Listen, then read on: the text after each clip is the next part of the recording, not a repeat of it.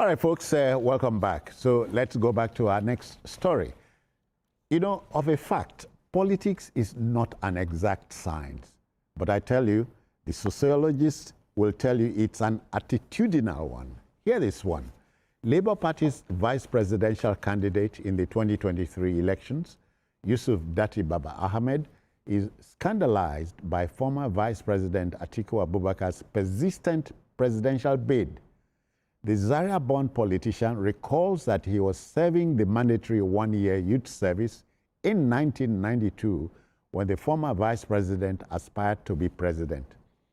To Datti Baba-Ahmed, there's a growing need for a new generation of Nigerian leaders, but are discouraged by expensive, difficult, and treacherous system filled with godfathers and broken promises. Now, the mark of a man is knowing when to apply the brakes, BKO. Well, Atiku thinks that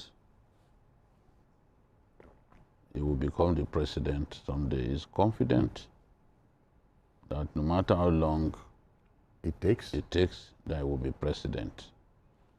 Such a man is difficult to tell him no. Disabuse his mind. It's difficult to tell him stop contesting. He's not going to listen.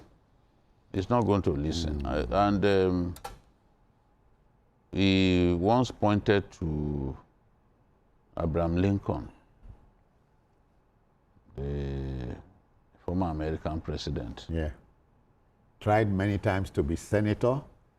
He lost. He was a serial loser. Oh, yeah. But ultimately, he won the election. Yeah. Atiku is a serial contestant, a serial litigant, but he's confident that he will be president. He's like the ADC now, he's the arrowhead. He believes that it is wrong to give up at this point. He believes that he will be president. So that is what has been propelling him. I guess he had a dream in which he saw himself inside Aso Rock. And maybe he's someone whose dreams come true. So he's confident that in the fullness of time, he will become the president of Nigeria. Otherwise, normally you expect that at this age, he will give up, because by 2027, I think he will be 80 years. 80, yeah, yeah. And 80. But he feels strong, and he is not giving up. He has said that nothing will stop him from contesting the election, and that he will not step down for Peter Obi. He's made it clear. As far as when you consider that obedience are saying to Peter they are Obi, saying it's Peter Obi or nothing. You must go for #1 position. Yeah, but they don't own the party. Even if you own the party, once the party gets registered, it becomes everyone's property. Everyone is qualified to seek elective positions on the platform of that party. And the party gives the flag. Yes. So it's not they don't own the party. So they cannot say, oh, it's Peter Obi or not. Because in this case, in this kind of contestation, it is inconceivable for anyone to think that Peter Obi will defeat an Atiku in a primary election. So,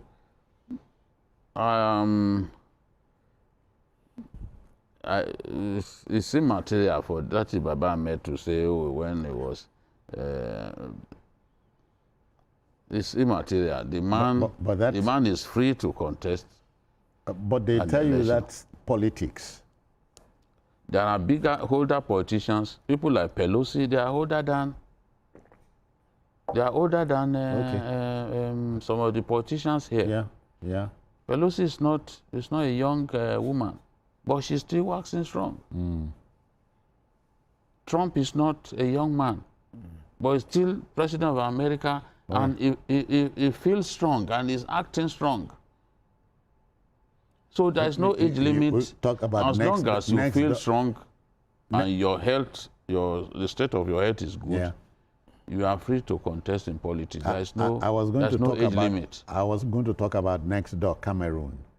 At 92 is strong. It's a very bad example that you are coming up with. I don't think, no matter what, if Atiku were to even become president, I don't think he will want to hang on until he's 92 years. That is an aberration. African leaders should know when to apply when the to brakes. quit. Oh, yeah. That is what they don't have. And I've cited the example of the president of Uganda before, Museveni, who came to Nigeria in 1992 and said any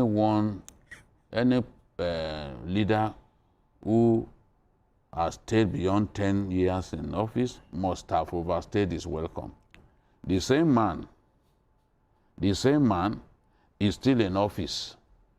After 35 years after he made that comment, he's still hanging on. He came into office in 1986. 35 years after he made that comment, I was a COB reporter. I remember they came for an OAU conference here in Abuja, and he made that statement. And he was hailed because he was young at that time, you know, and very radical. And he said, any leader, any African leader who has spent 10 years in office must have overstayed his welcome. But what do we say about him? He didn't know. He didn't see this coming. Oh, so they don't want to leave. Look how long it took. Mugabe was already in his 90s. Oh, yeah. And he didn't feel like leaving. So it's a problem. In the case of Atiku Abubakar, he has not been lucky. He's been losing elections, you know, and he is convinced that he will win one day. That is the driving force. And even if Datti Ahmed says this a million times, I don't think Atiku will be discouraged. And the statement he made last week, you know, sends the message clearly to everyone that he is going to contest the 2027 presidential election, and is not going to step down for anyone. Wale, at a time like this, you are tongue-tied. I think, you know, what Datti Ahmed said, you know, it's a kind of moral appeal. And in politics, I don't think a moral appeal from somebody who's not in the same party with you will carry any weight. But the statement he made is correct. Former Vice President Atiku started as far back as 1989 with People's Front of Nigeria. And at that time, I think later... To look for the number one position. To, you know, partisan politics, 89. And I'm sure that time I was not actually, maybe was a university student at that time. And then later I think he contested for president for the first time in 1992. And actually came... That's 33 years ago. Yes.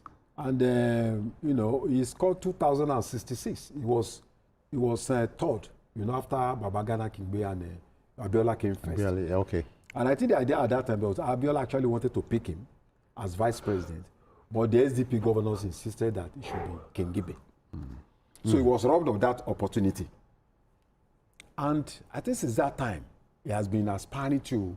He won the governorship election in Adamawa in 1999. Yeah. He was about to be sworn in for when he was invited by, you know, the PDP to so, and having been vice president, you know, I think even right from the first term, and if he had contested in 2023, contested the primary against President Obasanjo, I think he probably would have won. Because he was in charge of 2003. He was in charge of the party. But there are a lot of... The governors wanted him. They appealed to him. He missed that opportunity. That was his... In fact, the most clear-cut chance. Clear-cut chance for him to win. Wow. But he lost that opportunity.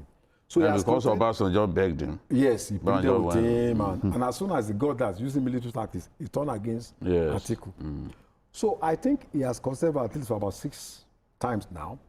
But you know, politics in Nigeria, you just need somebody who is a man of God or a marabout to tell you that, oh, you are there. And then you cling on to it. Sometimes it's not based on scientific calculation, Oh, yeah. you know, based on research. How many of our politicians actually conduct research, whether I can win or I will not win? They just assume that, look, people come and tell you you are popular here, you are popular here, not based on research. Then you just, I think the calculation now is that, look, if he has ADC, get a fraction of PDP, a small fraction of APC, and then with what is going on, if you can get probably Obi as vice president, then looking at regional, you know, configuration of forces, southeast plus northwest, that will be enough for him to win. But I think from my own reading of the whole thing, there is a big mistake the opposition is making. The objective factors when Good Luck Jonathan was defeated are not present for now in 2015. There was a major crack in the ruling party, a major one. Then, Okay, at the time. at the time, in 2014, there was a major crack in the ruling party, you know, with people like Sharaki leaving and all that, you know. And then apart from that, the mainstream political force here in the Southwest aligned with the mainstream political movement in the North under Buhari. So that coalition, there was no way they would not have defeated Goodluck Jonathan. You need 3 factors to defeat an incumbent. The first one is a major break in the ruling party. The second one is to have a major economic crisis. But the most important one is to have a credible, organized, and ideologically driven opposition. That third factor is not present in Nigeria today. A credible, people-driven, well-organized opposition. So I think, irrespective of the socio-economic situation, and when you look at the way people are going to APC, the campaign from PDP, the campaign from Labour Party, it's just common sense. The science is there. They are based on the calculation on the objective condition on the ground today. There is no way Atiku, or whether Obi or Atiku, I'm talking of today, I'm not talking of tomorrow. Okay. It will be very difficult.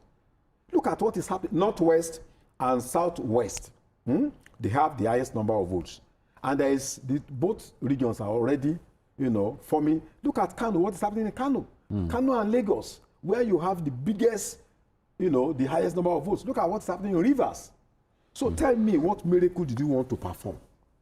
You know? So I think, for me, as of today, it's an illusion. But I don't know what will happen tomorrow. If it is based on scientific calculation, Yeah. it's very difficult for Atiku to... Okay, folks, we are done. And again, I insist, we give context and clarity to the issue. You make up your mind. Okay, to our next story. You know,